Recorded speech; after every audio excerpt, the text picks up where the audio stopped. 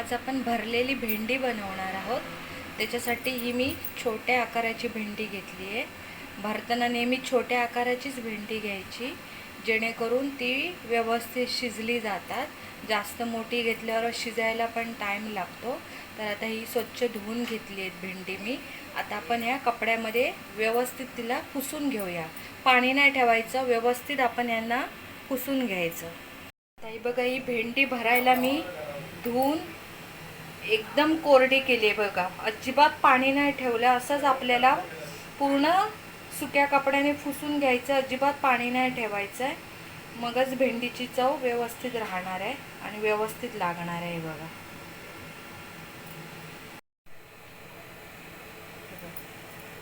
ही बघा, आपली आता ही भरलेली भेंडी बनवायला भेंडी आपण कापून घेतली आहे।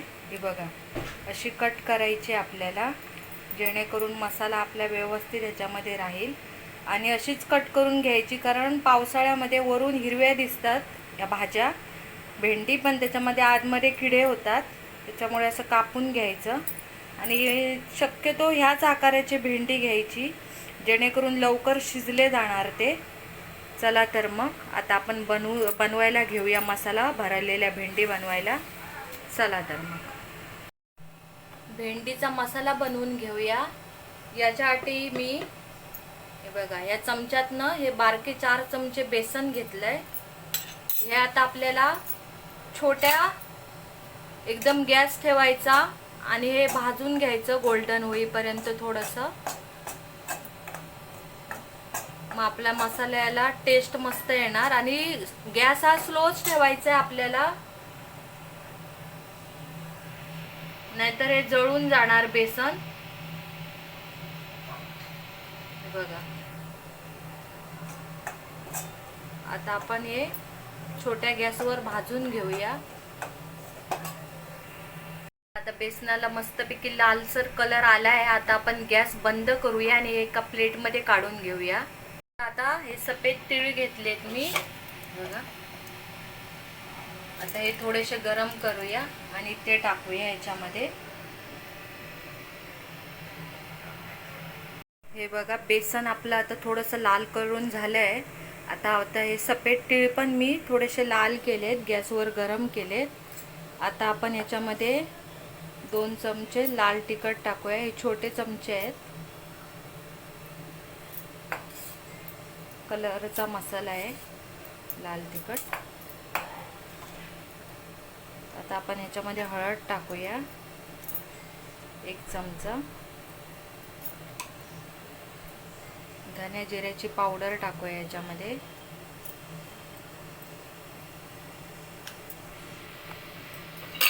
चवीनुसार मीठ घालायचं आपल्याला याच्यामध्ये। आता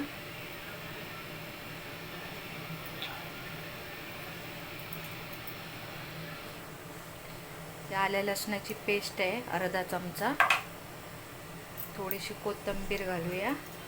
आता आपण हे हाताने थोडंसं मिक्स करून घेऊया।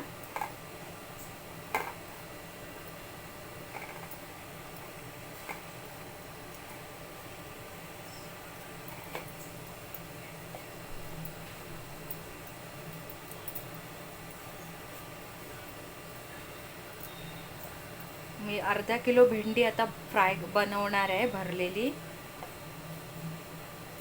म्हणून मी एवढं सगळं मसाला बनवते, जेणेकरून ती व्यवस्थित भरली जातील। हे बघा,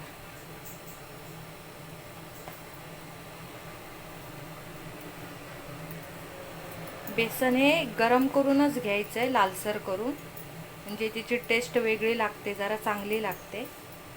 हे बघा, आता मिक्स करून झालंय। आता ह्याच्यामध्ये आपण थोडंसं तेल टाकूया। ह्याच्यात थोडासा गरम मसाला टाकूया आपण तिखटपणासाठी बघा, 1 चमचा। परत हे सगळं आपण मिक्स करून घेऊया व्यवस्थित। आता आपल्याला ह्याच्यामध्ये तेल टाकायचं आहे बघा, तेल टाकते मी। तेल याच्यासाठी टाकायचं, जेणेकरून हा आपण मसाला बनवलाय तो जेव्हा भेंडीमध्ये आपण भरू तेव्हा तो बाहेर निघणार नाही। हे बघा, अजून थोडंसं तेल टाकावं लागणार, पण तुमचं मिश्रण जेवढं बनवणार त्याच्यावर डिपेंड करतं. जास्त पण तेल टाकू नका. आता आपल्याला थोडंसं लागणार आहे तेल अजून.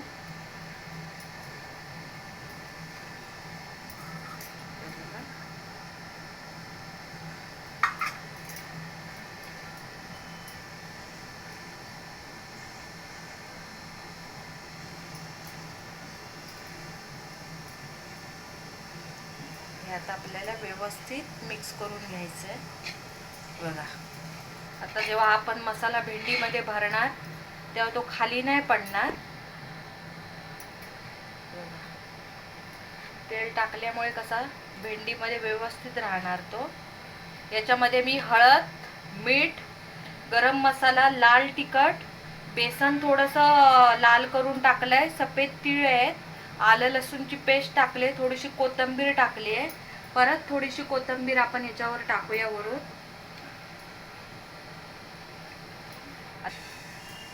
हा बघा आपला मसाला. आता हा बघा व्यवस्थित तेल घालून सगळा मिक्स करून झालाय बघा. असा व्हायला पाहिजे जेणेकरून तो भेंडीत व्यवस्थित राहणार आहे बघा. आता आपण ह्याच्यामध्ये थोडंसं लिंबू पिळूया. लिंबू पिळल्यामुळे टेस्ट अजून चांगली लागणार भेंडीची. तुम्ही पण नक्की लिंबू पिळा, ट्राय करून बघा. तर परत हे सगळं मिक्स करून घेऊया आपण. लिंबू पिळलं, आता हे लावून घेऊया परत एकदा. जेव्हा आपण हा मसाला असा बनवू तेव्हा मीठ एकदा ट्राय करून बघा व्यवस्थित बरोबर लागलंय की नाही ते.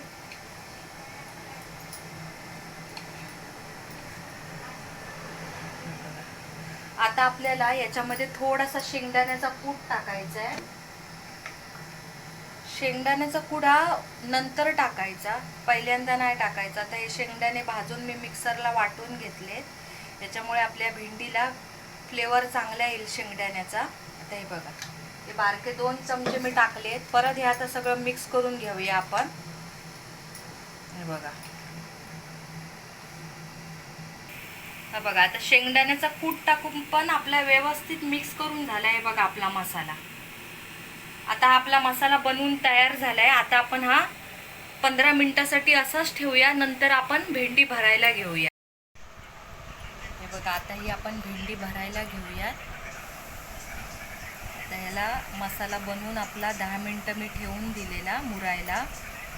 आता आपण याच्यामध्ये भरूया.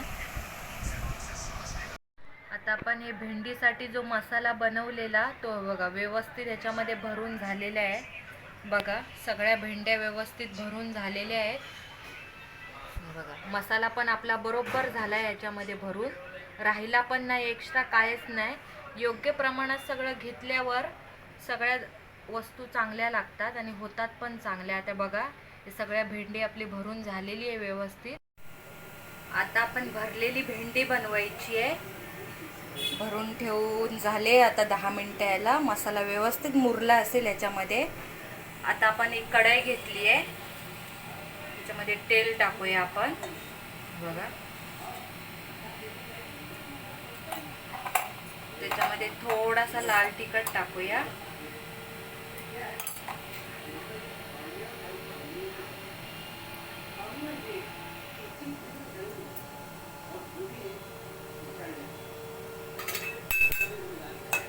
मसाला व्यवस्थित तेलावर हे करून घेऊया ढवळून थोडासा. आणि आता आपल्याला गॅस कमी करायचा आहे आणि ही जी आपण भेंडी घेतली आहे सगळी याच्यामध्ये आपल्याला सोडायची आहे. तेल थोडं जास्तच घालायचं, नाही तर भेंडी करपेल खाली. आता ही सगळी भेंडी भरलेली आपण मसाला याच्यामध्ये टाकायची आहे बघा.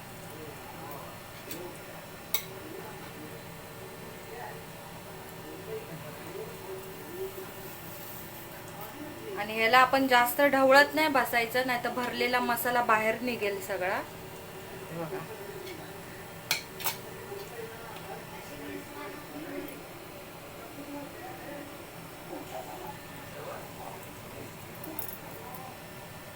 आपल्याला सगळ्या रेसिपी अवघड वाटतात, पण मनापासून केलं आणि योग्य प्रमाण सगळं घेतलं तर पदार्थ हे नेहमीच रुचकर होतात. त्याच्यासाठी लक्षात घ्या, कधी पण बनवताना आपण प्रमाण हे व्यवस्थितच घ्यायचं, जास्त कमी नाही घ्यायचं, म्हणजे प्रत्येक पदार्थाची चव ही मेंटेन मध्ये राहते. आता आपण ही सगळी भेंडी बघा टाकून घेतली याच्यामध्ये. आता आपण हे थोडंसं वर खाली करून घेऊया. आता ही भेंडी आपण हळूहळू वर खाली करून घेऊया. जास्त जोरात नाही करायची, नाही तर मसाला आपला आतमध्ये सगळा पडून जाईल भेंडीतला. हे बघा,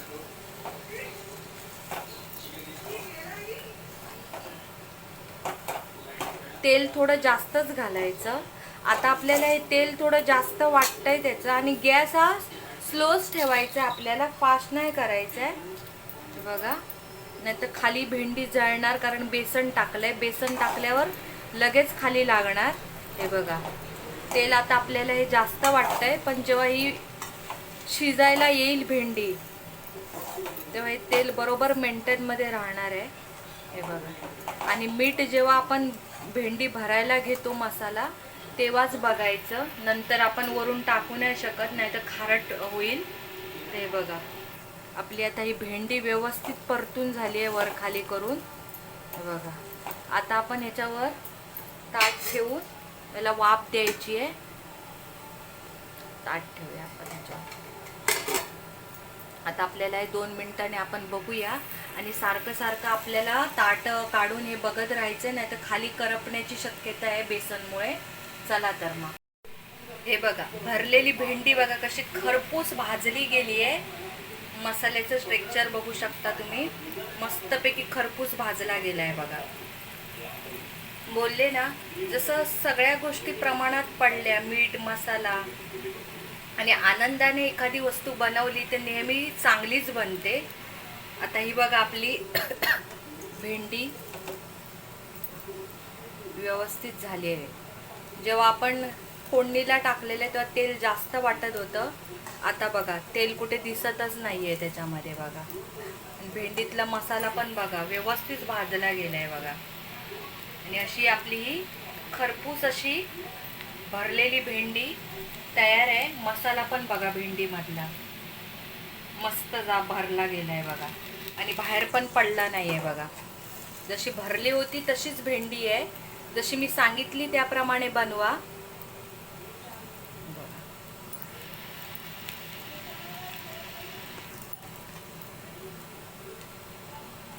भेंडी पण आपली व्यवस्थित शिजली गेली आहे बघा.